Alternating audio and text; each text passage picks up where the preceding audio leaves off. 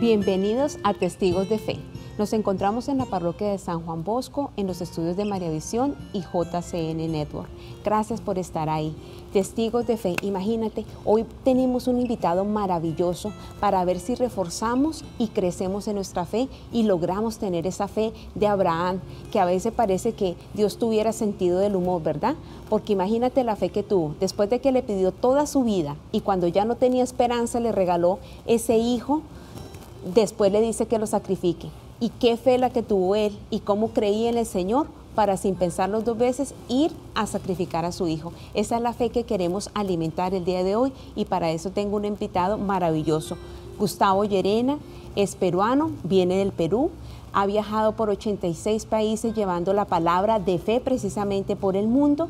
Y te doy la bienvenida, gracias por estar aquí, le doy gracias a Dios por esta providencia en este programa de fe, porque tu mensaje precisamente al que te dedicas es en la fe. Gracias, Doris, para mí es una alegría grande estar con ustedes y saben que, como decía Doris, la fe de Abraham, ¿no? La fe de Abraham es impactante porque es el padre de la fe y nos dice en la carta a los Romanos en el capítulo 4, dice, Abraham llegó a ser padre cuando creyó, no cuando vio, cuando creyó en aquel que da vida a los muertos, en Dios, y llama a la existencia aquello que no existe.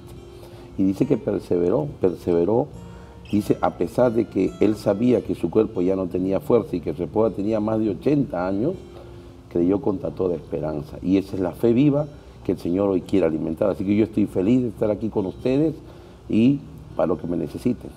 Gracias, Gustavo. Bueno, Gustavo vamos a empezar con un testimonio impactante, me dejó atónita porque es un testimonio de fe. Imagínense que este hombre que ven aquí hablando con tanta soltura era mudo. Quiero que nos cuentes y nos compartas ese gran testimonio de tu vida. Bien, cuando yo era pequeño, te cuento, cuando estaba pequeño a los 4 años, yo tuve un accidente justo en la televisión. Siempre he estado en la televisión. Cuando era pequeño pensaba que dentro del televisor vivían los dibujos animados. Tenía esta idea, creo que muchos la hemos tenido cuando el televisor era grueso. Ahora son planitos, ya creo que esa idea ya pasó de moda. Entonces yo quería sacar de la televisión de los Picapiedras a Bambán. ¿Se acuerdan? Muy fuerte. Yo quería ser fuerte como Bambán. Y aproveché que mi mamá se fue al mercado, que mi papá se fue al trabajo.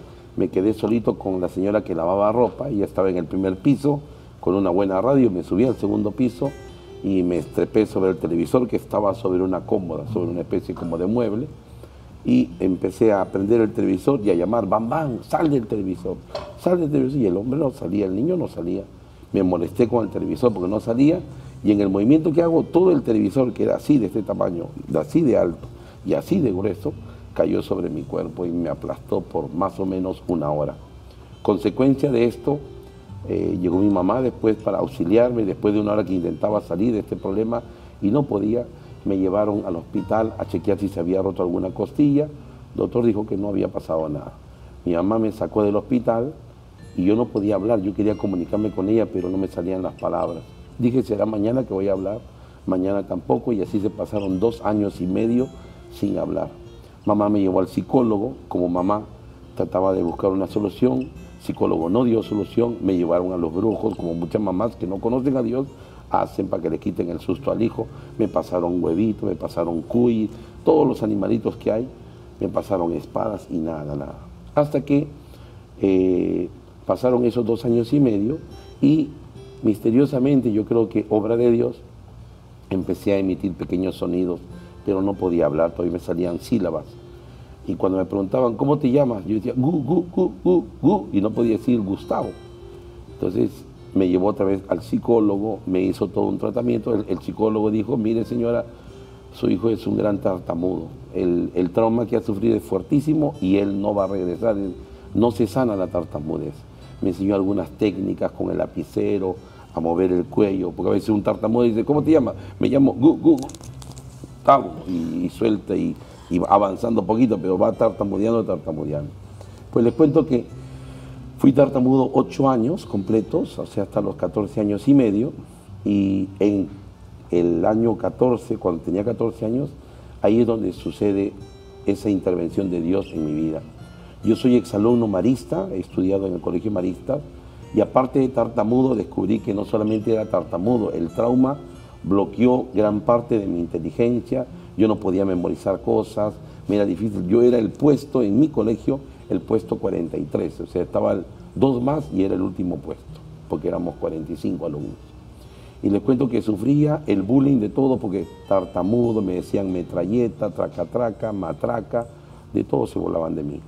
A los 14 años, un grupo de mi colegio fueron a un retiro, gracias precisamente a Colombia, porque había un religioso marista que fue para Colombia a tener un retiro con Monseñor Uribe Jaramillo, y este hombre de Dios dio un retiro para religiosos y sacerdotes, y este religioso que ya estaba a punto de dejar su congregación, se renovó espiritualmente a través del Espíritu Santo y vino al colegio, a la congregación, renovado con dones del Espíritu Santo, y empezó una serie de retiros carismáticos, y a ese retiro fueron mis amigos de colegio. Yo no pude ir. Tuvieron una experiencia maravillosa de Dios, fueron tocados por Dios, transformados, y yo los miraba cuando regresaron de su retiro cambiados, emocionados, pero ¿saben qué? Yo seguía siendo tartamudo y el antepenúltimo puesto en el colegio. Pero lo seguía para las oraciones y me gustaba cómo rezaban, levantaban sus manos, cantaban alabaré, quiero alabarte, se emocionaban. Yo los miraba nomás, ¿no? Seguía siendo tartamudo. Hasta que un día se me ocurrió decirle a uno de estos chicos, al que estaba más encendido, al que dirigía el grupo, al que tocaba guitarra, se me ocurrió decirle, yo quiero, pero como tartamudeé tanto no le pude decir nada en el recreo, tuve que escribirle en un papelito, yo quisiera tener una experiencia como la que tuviste tú en el retiro. Y me dijo unas palabras sencillas, me dijo, a la hora de la salida vamos a la capilla y le voy a pedir a Jesús que salga del sagrario y entre dentro de tu corazón y tu vida va a cambiar. Esas palabras sencillas, igual que las palabras que le pronunció Dios a Abraham, algo imposible, vas a ser padre de multitud, tus hijos van a ser como las arenas del mar, como las estrellas del cielo. En este caso era, va a entrar Jesús en tu vida y tu vida va a cambiar. Entonces yo dije, ya voy a dejar de ser mudo, voy a dejar de ser tartamudo.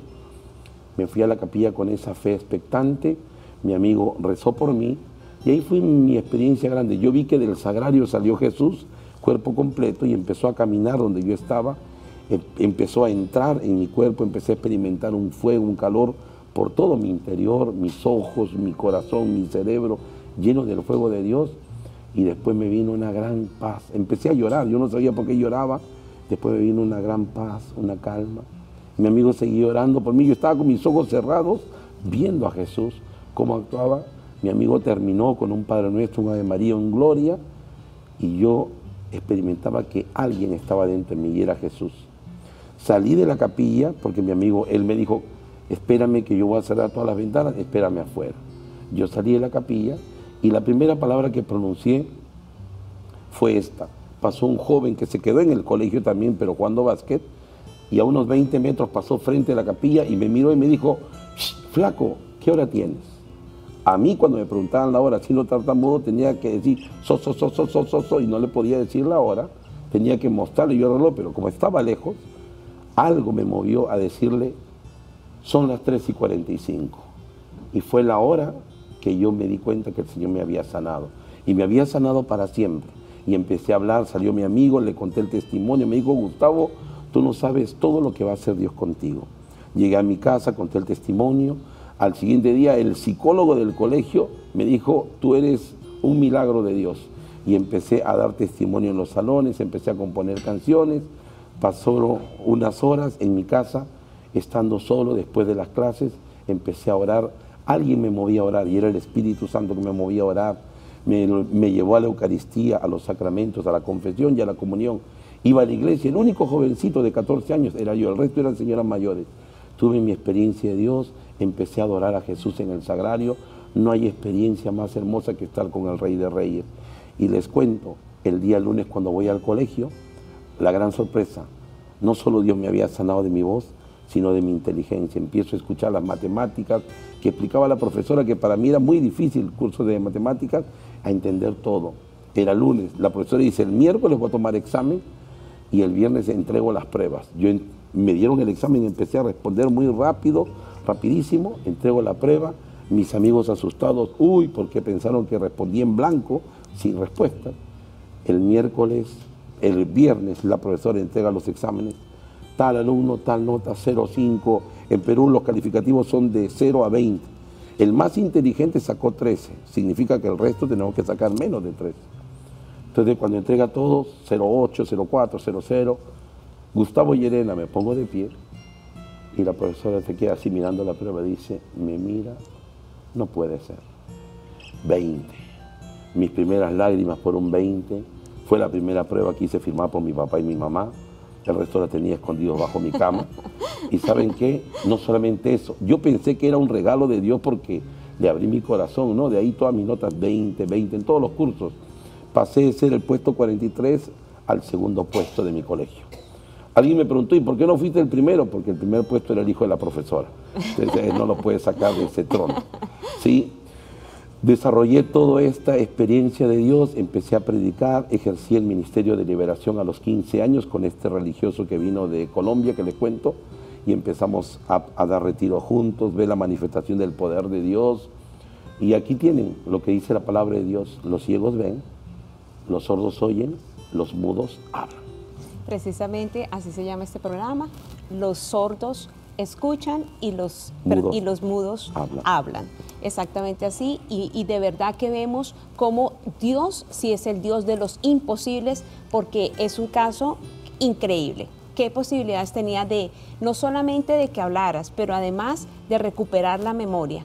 ¿Qué palabras de fe y cómo no creer, verdad, Gustavo, que el Señor puede hacer todo en nuestras vidas? Que solamente nos falta precisamente esa fe que nos vas a seguir compartiendo en el segundo segmento. Quédate ahí, ya volvamos en Los ciegos verán y los mudos hablarán. Gracias por estar ahí.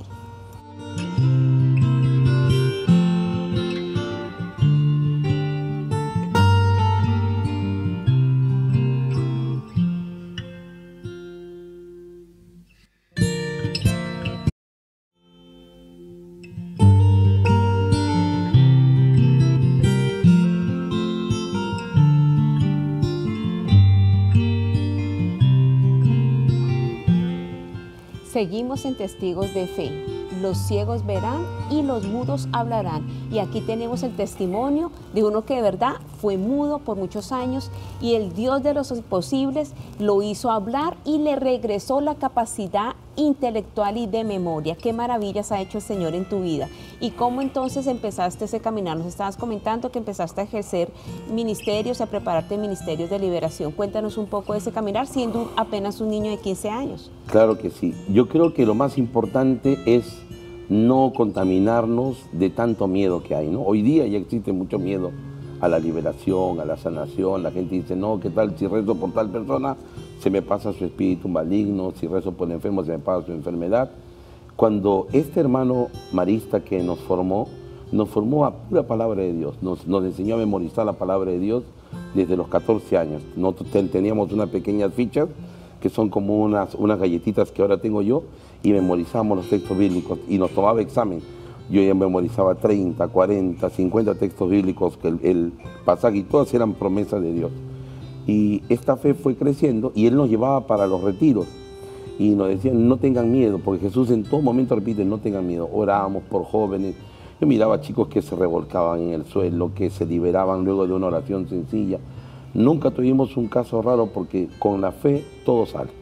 Entonces esto era maravilloso, la palabra de Dios, el resto del Santo Rosario, la Eucaristía, los sacramentos. Esto me ha ayudado muchísimo a mí y he comenzado todo un ministerio de fe. Tan grande fue que un día, esto es una experiencia que a veces cuento, hoy lo voy a contar, cuando yo entré al convento, porque cuando ya acabé la secundaria me metí al convento, he estado como hermano marista 8 años. Y un día nuestro superior, luego de un año y medio que hacíamos la lección divina, que es la meditación de la palabra, lo hacíamos con él en la capilla. Todos orábamos, cada uno leía su texto bíblico y meditaba y hacíamos silencio delante del Santísimo. Pero un día él nos dice, bueno, hoy día vamos a hacerlo afuera. Entonces cojan el texto bíblico que tocan en el día y salgan. Entonces yo salí, me ubiqué, había una palmera, me senté muy bien porque la palmera tiene esta forma para mi espaldita, muy cómodo, y contemplaba de ahí toda la casa de los hermanos maristas. Y el cerco de la casa está hecho de eucaliptos, pared y muchos eucaliptos. Entonces miré muchos eucaliptos y el texto que tocaba ese día era un texto que decía, cualquiera que le diga a este árbol, quítate de ahí y échate al mar y no duda y cree lo que dice, eso se le va a conceder. Yo había estudiado ya lo que es exégesis bíblica, porque estaba dentro del convento, sabía qué significaba, era una metáfora, era una metáfora de lo que se escribía ahí, que hablaba del pueblo de Israel y todo lo demás, pero alguien, y yo sé que era el Espíritu Santo que me decía, si tú le ordenas se va a mover. Entonces estaba en una lucha entre lo que había aprendido, me habían metido dentro de la universidad, o de lo que me decía el Espíritu. Entonces llegó un momento y dije, no, Señor, tu palabra dice que se van a mover los árboles. Entonces, habían ahí al fondo, yo creo que es 200, 300 árboles de eucalipto, y dije, árboles, ustedes me están escuchando, en el nombre de Jesús, todos se echan hacia la derecha. Hice así, como el carro que hace, hice así, y los árboles al instante, se empezaron a mover hacia la derecha. Yo estaba contemplando y decía, esto no puede ser, ¿qué está pasando? Y los árboles así. Entonces, vino a mi mente una cosa que viene a la mente racional. Dije, justo cuando yo he dicho, el aire ha soplado de allá para acá y está haciendo que los árboles se echen a la derecha. Entonces dije, bueno, si el aire está para allá, vamos a ordenar que se vayan al otro lado. En el nombre de Jesús, árboles a la izquierda, y todos los árboles inmediatamente hacia la izquierda. Yo empecé a sentirme un poco preocupado, decía, ¿qué está pasando? ¿No? Es una cosa rara. Y entonces dije, no, el aire que venía de allá ha rebotado allá y está volviendo los árboles acá. Y ya me vino ya la tercera cosa y dije, Señor, entonces, si ya están para acá, que se inclinen más. Estaban ahí y los árboles, empecé a llorar y dije, Dios siempre me escucha. Y desde ese día decidí nunca más dudar de las oraciones que hago. Decidí creer que siempre que se ora, Dios nos escucha, y como dice San Juan, si sabemos que Él nos escucha, sabemos que ya tenemos aquello que le hemos pedido. Amén. Y esa es la fe, saber, no sentir. Hay muchos que dicen, yo siento, no siento, pura sensación. La fe no es sentir. Jesús dice, el que cree se salvará, no dice el que siente. Entonces yo creo que una de las cosas importantes de la fe es esta, ¿no? Creer y llegar a confiar, porque la fe pasa del creer al confiar. Pues imagínate lo importante de la fe, que un niño de 14 años, inocente, con una oración que veníamos comentando precisamente con Gustavo, no tenía que ser 30 minutos, ni 20 horas, ni pasar por un proceso de 7 domingos, sino una oración sencilla de minutos, porque la palabra dice, una sola palabra tuya bastará para sanarme. Todo lo que tenemos que hacer es creer, y es difícil, ¿verdad? Pero hay que activar la fe. ¿Cómo activar esa fe? Eso, muy bien. Eso es un poquito a lo que me dedico ahora como predicador, activar la fe. Hoy día hay una cosa que se llama activar el chip activo o desactivo. Y esto tiene que ver mucho con la cantidad de cosas que nos hemos alimentado, ¿no? Una joven que ahora es misionera de mi comunidad en Orlando, me decía, hermano, ¿cómo hago para tener más fe? Y ella estaba pensando que yo le iba a decir, lee esto, fórmate aquí, ¿no? Le dije, no, tienes que sacar todo, tienes que desaprender. Todo lo que has metido acá tienes que sacarlo. Así como cuando uno va a limpiar la casa, saca todo y dice, esto ya no me sirve, ya no me sirve, ya no me sirve, y mete lo más importante y lo que le sirve. Entonces, y eso que vas a meter tiene que ser necesariamente la palabra de Dios. Yo estoy seguro que la fe la activa el Espíritu Santo, igual que en Pentecostés los apóstoles solo creían, pero con límites, pero cuando llegó el Espíritu Santo, activó la fe de los apóstoles y empezaron a proclamar con poder la palabra de Dios, y ahí es que empieza la acción de la iglesia, las conversiones, las sanaciones y todo el trabajo de la iglesia hasta el día de hoy, ¿no? Entonces, ¿cómo se activa? A través de la meditación de la palabra de Dios, a través de la oración, creyendo que cada oración ocasiona algo. A veces nosotros oramos, pero sin creer. Y Jesús dice, todo lo que pidan en la oración, creyendo que ya lo han recibido. Entonces yo lo veo tan fácil, pide y crees que has recibido y lo obtendrás. Hay gente que pide y quiere ver sin creer que ha recibido. Hay gente todavía que dice, yo creo que lo voy a recibir. O sea, no que ya lo ha recibido, sino que lo va a recibir a tiempo futuro. Así nos enseñó Jesús. Lo que pidan en la oración, creyendo que ya lo han recibido, lo obtendrán. Le contaba a Doris, ¿no?, que en Colombia, bueno, y en varios países donde he podido ir, he visto cómo cuando la gente cree, como dice Jesús, encuentra un milagro. Y una joven, se llama Jania, en Bogotá, la primera vez que fui, me la encontré, ella vino para Radio María, estuve ahí en una jornada larga con Radio María, y ella vino con una depresión tremenda y me dice, hermano Gustavo, yo tengo una depresión tremenda y estoy triste y ¿sabe qué? Nunca voy a ser mamá. Y digo, ¿pero por qué? Eres bonita, ¿por qué te vas a deprimir? No, hermano, pasa que a mí me han sacado mis ovarios. Entonces yo de lo más tranquilo y fresco le digo, pero no hay problema, vamos a pedirle a Dios que te regale nuevos ovarios. Y la chica me mira así como diciendo, no me bromee, hermano, no te estoy bromeando. Dice el Señor, todo el que pide recibe. Vamos a pedirle a Jesús que te dé nuevos ovarios. Entonces le hice hacer una oración sencilla, no de 1 hora ni de 2 horas. Cierra los ojos, en nombre del Padre, del Hijo y del Espíritu Santo, amén. Abre tus manos. Jesús está aquí, estamos delante de un sagrario. Le digo, ahora mira a Jesús que sale y pone sus manos allá dentro de ti. Y ahí donde el doctor dice que no hay, Jesús deja nuevos ovarios. Mire esos ovarios. Ahora visualízate que estás embarazada. Hasta ahí la joven estaba tranquila. Pero cuando le dije, ahora visualiza que estás dando de lactar a tu bebé, ahí la chica echó a llorar. Y le digo, ahora, eso que has visto, que ya tienes, eso es lo que ya vas a recibir. En el nombre de Jesús. Padre nuestro, Ave María, en gloria. Y le dije, mi hijo, ¿y qué ahora? Ahora no dudes. Haz cristoterapia, que es comulgar, confesarse, comulgar, confesarse, comulgar. Y no vuelvas a pedir. Acá hay una cosa importante en la fe. El que pide con fe, ya no vuelve a pedir, porque sabe que ya recibió. Amén. A nosotros nos han enseñado, pide, porque hay una parábola donde dice que por la insistencia que pidió a un administrador injusto, pero la diferencia es que Dios no es injusto, Dios es justo. Y todo el que pide recibe, todo el que busca encuentra y todo el que llama se le abre la puerta. El asunto es que esta joven le dejé tarea para que haga durante 1 año, porque yo me iba para Lima. Cuando regresé al siguiente año me la encontré, estaba feliz, la cara de una mujer que tiene fe diferente de la que no lo tiene. Y me dice, hermano Gustavo, usted no sabe lo que pasó. Usted se fue y a la semana me vino un sangrado. Yo decía, no, yo estoy sana, Dios me ha sanado, yo soy mamá y todo lo demás. Y su mamá de esta joven le dijo, mira, yo también soy católica, creo en Dios, pero no sea fanática.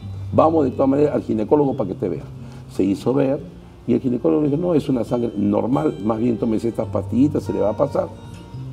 Venga a los 6 meses para chequear la operación que se le ha hecho al sacarle sus 2 ovarios. Regresó ella a los 6 meses y el doctor cuando le hace el chequeo le dice, esto nunca va a pasar en toda mi carrera. Usted tiene 2 ovarios nuevos. Amén. Usted tiene su ecografía con ovarios mal logrados, sin ovarios y con ovarios nuevos. Esto produce la fe. La fe siempre, escuchen, siempre produce milagros. Y eso es así. Amén. Gracias, Gustavo. De verdad que nos enriquece esta fe impresionante de este hombre con estos 2 testimonios, el de su vida y el de esta mujer que tienen las pruebas de las ecografías antes y después, con ovarios y sin ovarios. Es el Dios de los imposibles. Y me quiero quedar con lo que nos compartió Gustavo, que dice que vamos a tener cristoterapia, Eucaristía, confesión y lectura de la palabra para activar tu fe. Gracias por compartir testigos de fe y por estar ahí. Que el Señor los bendiga. Gracias, Gustavo, por ese aporte tan maravilloso. Gracias.